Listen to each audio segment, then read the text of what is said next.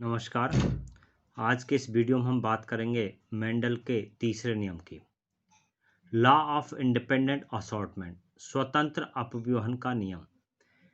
यानी मेंडल ने एक संकर संकरण और द्विसंकर संकरण मटर के पौधे में किए, उनके आधार पर नियम प्रतिपादित किए। उसमें तीसरा जो नियम है स्वतंत्र अपव्यूहन का नियम, उसके अंतर्गत दो या दो से अधिक जोड़ी लक्षणों के बीच क्रॉस कराया जाता है।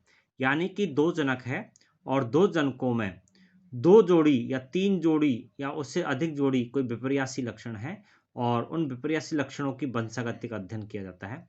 तो एक लक्षण की वंशागति का दूसरे लक्षण की वंशागति या उपस्थिति पर कोई प्रभाव नहीं पड़ता है। इसी को स्वतंत्र अपव्यूहन का नियम कहते हैं। स्वतंत्र अपव्यूहन के नियम के अनुसार युग्मविकल्पियों के प्रत्येक युग्म के सदस्य न केवल विसंयोजित होते हैं, यानी कि एक दूसरे से अलग हो जाते हैं, अपितु भिन्न जीनों के युग्मविकल्पी युग्म एक दूसरे के प्रति स्वतंत्र रूप से व्यवहार करते हैं। अर्थात जब एक से अधिक जोड़ी विपर्यासी लक्षणों की वंशागति का साथ साथ अध्ययन किया जाता है, तो प्रत्येक एक जोड़ी विपर्यासी लक्षणों के जीन अन्य विपर्यासी लक्षणों से प्रभावित हुए बिना स्वतंत्र रूप से अपव्यूहन करते हैं। द्विसंकर संकरण में दो विभिन्न आनुवंशिक गुणों के विपर्यासी कारकों के संकरण का साथ साथ अध्ययन है। जैसे कि मटर के एक गुण है बीज का आकार और दूसरा गुण है बीज का रंग। जैसे बीज का आकार मान लो गोल है, उसको राउंड आर से प्रेजेंट करते हैं, और आकार है एक बीज का झुर्रीदार, जिसको स्मॉल आर से रिप्रेजेंट करते हैं। बीज का दूसरा गुण है जैसे कि बीज का रंग, बीज पीले रंग का है तो येलो, और हरे रंग का है तो स्मॉल वाई, यानी capital Y represent to the yellow colour of the seed और small Y represent the green colour of the seed. जब शुद्ध गोल पीले आर आर वाई वाई, यानी कि एक पेरेंट्स है, जनक है, जो शुद्ध गोल बीज है और पीले बीज है, उसको हम जीनोटाइप लिखेंगे R R Y Y capital Y. उसके परागण को हम झुर्रीदार लक्षण वाले यानी फीमेल प्लांट्स बना देते हैं, दूसरे को उस पर करते हैं, जिसमें स्मॉल आर स्मॉल वाई। तो F1 पीढ़ी में सभी सदैव गोल बीज और पीला लक्षण है, वो लक्षण प्रकट होता है और झुर्रीदार में हरा लक्षण छिपा हुआ रहता है। अब हम देखते हैं कि F1 पीढ़ी में प्राप्त जो संतति है, उस F1 पीढ़ी की संतति में हम स्वयं परागण होने देते हैं। तो इस प्रकार जब द्विसंकर संकर को R R Y Y genotype वाली F1 संतति में परस्पर स्वयं परागण होता है, तो F2 पीढ़ी में चार प्रकार के फिनोटाइप प्राप्त होते हैं। इसका मतलब हमने जनक जो लिए थे, जनक केवल उनमें मुख्य रूप से बीज का आकार और बीज के रंग के आधार पर कैपिटल आर कैपिटल वाई और स्मॉल आर वाई थे, लेकिन यहाँ कुछ कॉम्बिनेशन अलग बन गए हैं। तो इसमें फिनोटाइप चार प्रकार हो गए, 9:3:3:1। इट मीन्स ये चारों फिनोटाइप गोल पीले बीज है वो 9 है 16 बीज में से, और गोल हरे यानी गोल और हरे, पहले गोल और पीले थे, यहाँ गोल के साथ में हरा कॉम्बिनेशन हो गया, वो 3 है। उसी तरह झुर्रीदार के साथ हरा था, लेकिन यहाँ झुर्रीदार के साथ पीले रंग का कॉम्बिनेशन हो गया, ये भी 3 है। और शुद्ध जो है एक है, वो शुद्ध झुर्रीदार हरा है। अतः जो लक्षण F1 पीढ़ी में छिपे रहे थे वो F2 पीढ़ी में पुनः प्रकट हो गया। यह अनुपात तब उत्पन्न होगा जब विभिन्न गुणों का एक दूसरे से स्वतंत्र अपव्यूहन हो, यानी कि जो गुण है वो गुण एक दूसरे पर डिपेंड नहीं है और अपने अलग स्वरूप के कारण वो एक पीढ़ी से दूसरी पीढ़ी में गति करते हैं। तो दो विभिन्न गुणों के कारक परस्पर जुड़े नहीं होते हैं और युग्मक निर्माण के समय या तो वे एक दूसरे के युग्मक में जा सकते हैं अथवा अलग अलग युग्मकों में जा सकते हैं। इसका भौतिक आधार हम समझते हैं, तो physical basis for the law of independence. तो स्वतंत्र अपव्यूहन के नियम के अनुसार द्विसंकर संकरण में F2 पीढ़ी में जनकीय संयोजन के अतिरिक्त नए संयोजन भी प्राप्त हुए। जैसा कि मैंने पहले बताया है कि गोल पीले बीज है R R Y Y capital में, व झुर्रीदार हरा बीज है स्मॉल आर स्मॉल वाई के मध्य। संकरण के परिणाम स्वरूप गोल पीले व झुर्रीदार पीले संकर प्राप्त होता है और F2PD में निम्न अनुपात है। यहाँ पर एक गोल बीज के साथ पीला रंग था, लेकिन यहाँ गोल के साथ में हरा बीज पत्र वाले बीज है, और झुर्रीदार के साथ हरा था, यहाँ पर झुर्रीदार के साथ में पीले बीज पत्र वाले बीज है। तो इसको फिजिकल जो बेसिस है उसके आधार पर इन्होंने इस प्रकार से समझाया। मान लो ये कॉम्बिनेशन है, ये capital R Y capital Y को रिप्रेजेंट करने वाले क्रोमोसोम्स है।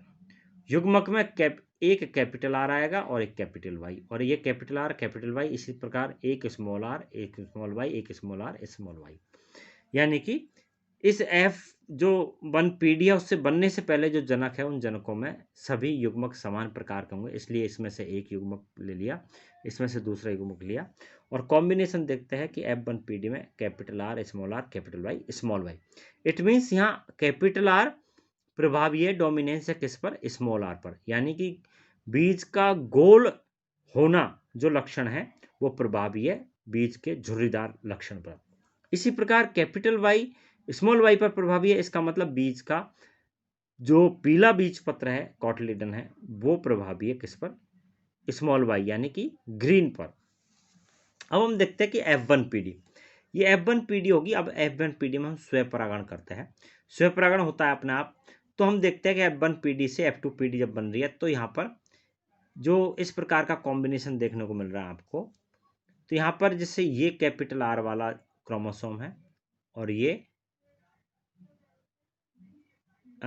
स्मॉल आर का, ये कैपिटल वाई का, ये स्मॉल वाई का। तो एक बार capital R small R capital Y small Y, capital R small R capital Y small Y. अब ये कॉम्बिनेशन जो है उसके बाद में हम देखते हैं कि ये किस प्रकार से अलग हुए हैं। यहाँ पर जैसे इसके साथ में ये कॉम्बिनेशन एक हो गया कैपिटल आर का स्मॉल आर के साथ में कैपिटल वाई का स्मॉल वाई के साथ में, तो यहाँ पर ये दिखाई दे रहा था कैपिटल आर कैपिटल वाई का एक कॉम्बिनेशन हो गया।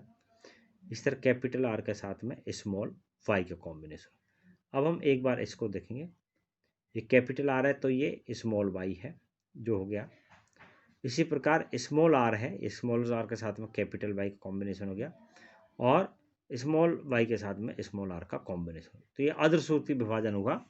अर्धसूत्री विभाजन के समय यानी कि जैसा कि अब ये यहाँ पर ये पूरी चेकर बोर्ड दिखाई दे रहा है, कैपिटल आर एक को मेल युग्मक मान लेते हैं, एक साइड में फीमेल युग्मक, capital R capital R small R capital Y small Y. इस तरह capital R capital Y capital R small R capital Y और स्मॉल आर। तो आप देखते हैं कि ये कैपिटल आर और ये कैपिटल आर, तो कैपिटल आर और कैपिटल वाई। इसी प्रकार में ये कैपिटल आर ये कैपिटल वाई ये स्मॉल वाई, थोड़ा चेंज हुआ। अब यहाँ पर capital R small R capital Y small Y और कैपिटल वाई है यहाँ पर, यह capital R small R capital Y small Y. इस प्रकार के ये कॉम्बिनेशन हो गया। तो चेकर बोर्ड का रिजल्ट हम देखते हैं, तो उस रिजल्ट के आधार पर गोल पीले व झुर्रीदार हरे अपने जनकों के समान है, जबकि जो नए कॉम्बिनेशन है गोल हरे व झुर्रीदार पीले नए संयोजन हैं, इनके द्वारा निर्मित युग्मक क्रमशः कैपिटल आर कैपिटल वाई व स्मॉल वाई। यदि F1 संकर विषम युग्मक निर्माण के समय अपने जनकों का अनुकरण करे तब F2PD में सिर्फ जनकीय संयोजन गोल पीले व झुर्रीदार हरे ही प्राप्त होंगे, लेकिन ऐसा नहीं होता है। F1 संकर capital R capital Y small Y में युग्मक निर्माण के समय युग्म विकल्पी स्वतंत्र रूप से पृथक होते हैं तथा 4 प्रकार के युग्मक बनते हैं। तो ये स्पष्ट हो जाता है इन चीज़ों को देखने से कि अर्धसूत्री विभाजन के समय जो निर्माण के समय जो मध्यावस्था फर्स्ट के समय गुणसूत्रों की व्यवस्था निम्न प्रकार से हो सकती है। कैपिटल आर कैपिटल वाई व स्मॉल वाई के विपरीत ध्रुवों पर पहुंच सकते हैं तथा small R capital Y capital R small Y विपरीत ध्रुवों पर पहुंच सकते हैं। अतः पश्चावस्था फर्स्ट एवं जीनों के स्वतंत्र अभिवन को प्रदर्शित करती है और 4 प्रकार के यौगों का निर्माण अर्धसूत्रीय विभाजन के पश्चात सेकंड पर स्पष्ट हो जाता है। जैसा कि आप देख रहे हैं capital R capital I small Y का स्वतंत्र अस्तित्व अलग अलग गुणसूत्रों पर स्थित है, यानी आवश्यक नहीं है कि कैपिटल आर के साथ में कैपिटल वाई वाला जीन ही निश्चित रूप से होगा और स्मॉल आर वाई के साथ में स्मॉल बी जीन भी निश्चित रूप से होगा, ऐसा हम नहीं कह सकते। अतः भौतिक आधार पर स्वतंत्र अभिन्न नियम को संक्षेप में स्पष्ट कर सकते हैं कि जीन्स गुणसूत्रों पर पाया जाता है और युग्म विकल्पी समजात गुणसूत्रों पर स्थित होता है। युग्मक जो अर्धसूत्री विभाजन के उपरांत बनते हैं और समजात गुणसूत्र विसंयोजित होकर 4 प्रकार के युग्मकों में प्रवेश करते हैं। अतः विभिन्न लक्षणों के जीनों में उनके युग्मकों का आचरण एक दूसरे से स्वतंत्र होता है, जैसे कि आपको इसमें दिखाया गया है। अब हम बात करते हैं अपूर्ण प्रभाविता की।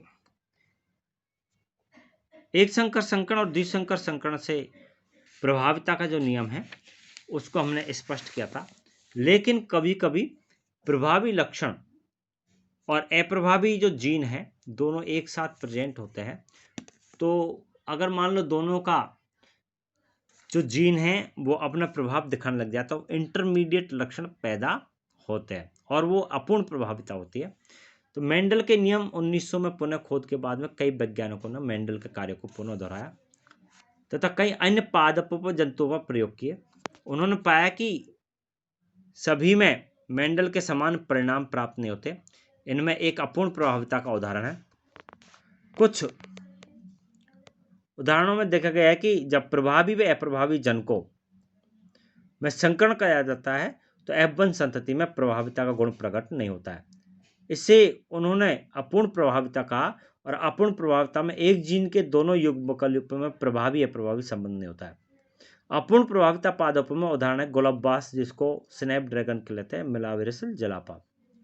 अब इसमें देखते हम कि ये capital R Y red colour का है और स्मॉल वाई व्हाइट कलर का प्लांट है और इनके मध्य अगर संकरण कराया जाता है तो F1 PD में पिंक कलर के गुलाबी कलर के सभी फूल खिलेंगे। तो capital R small R it means यहाँ पर सभी पौधे लाल रंग की जगह गुलाबी हो गए। फिर हम देखते हैं कि इसमें F1 PD में अगर स्वयंपरागण कराते हैं तो जैसा कि चेकर बोर्ड के हिसाब से दिखा तो इसमें एक पौधा के जो फूल है वो लाल थे, यानी कैपिटल आर जिनका जीनोटाइप था। दो जो है पौधे थे उनके फूल थे कैपिटल आर स्मॉल आर यानी गुलाबी फूल वाले और एक पौधे के फूल थे स्मॉल आर यानी कि सफेद वाले। तो इससे स्पष्ट हो जाता है कि अधिकांश युग्म विकल्पी आकार के स्तर पर पूर्ण प्रभाविता दिखाते हैं, वे युग्म विकल्पी जैव रासायनिक या आंतरिक स्तर पर अपूर्ण प्रभाविता दिखाते हैं। यानी जेनेटिक रूप से तो वो कैसे थे, अधिकांश युग्म विकल्पी आकार के रूप पर पूर्ण प्रभाविता दिखाते हैं, लेकिन युग्म विकल्पी जैव रासायनिक या आंतरिक स्तर पर अपूर्ण प्रभाविता दिखाते हैं। उदाहरण के लिए गुलाबवास या 4 o'clock के प्लांट में लाल पुष्प वाले पौधे का संकरण उसी जाति के श्वेत पुष्प वाले पौधे के साथ किया जाता है तो F1 संतति में गुलाबी पुष्प वाले पौधे प्राप्त होते हैं। इन गुलाबी पुष्प वाले पौधों को स्वयंपरागण कराने पर F2 संतति प्राप्त होती है, जो कि लाल गुलाबी श्वेत रंग वाले पुष्पों को संतति होती है, जिनका अनुपात जीनोटाइप निम्न प्रकार है 1:2:1 और शतरंज पट विधि द्वारा अपूर्ण प्रभाविता को निम्न प्रकार से प्रदर्शित किया गया है, जिसको कि हमने पहले देख चुके हैं। अब बात करेंगे मेंडल के नियमों का importance of Mendel's law. Number 1, संकरण से दो विभिन्न वंश क्रमों के अच्छे लक्षणों को साथ साथ एक ही वंश में लाया जा सकता है और बुरे लक्षणों को हटाया जा सकता है। उदाहरणार्थ यदि पिता बुद्धिमान और माता सुंदर है तो दोनों के संकरण में बुद्धिमान व सुंदर पुत्र या पुत्री की प्राप्ति हो सकती है। नंबर 2, नस्ल सुधार, इंप्रूवमेंट ऑफ द वैरायटी। संकरण द्वारा हम अच्छी नस्ल के पौधे, पशु, पक्षी आदि उत्पन्न कर सकते हैं जो रोगी न हो व अधिक मांस व दूध दे। मेंडल के नियमों के अनुसार हम जीवों को नई जातियों का सृजन कर सकते हैं। तीसरा है अधिक उत्पादन, हायर प्रोडक्शन। मेंडल के नियम के अध्ययन से हम उपयोगी जीवों जैसे कि प्लांट्स के अंदर गेहूं, चावल, दाल, फल, तरकारी। पशु में गाय, बैल, भैंस, बकरी, मुर्गी आदि के वंशक्रम का पता लगा सकते हैं और इन जीवों को सुरक्षित रखने, उनकी पैदावार बढ़ाने, उनकी उपयोगिता बढ़ाने आदि में मेंडल के नियमों की सहायता ले सकते हैं।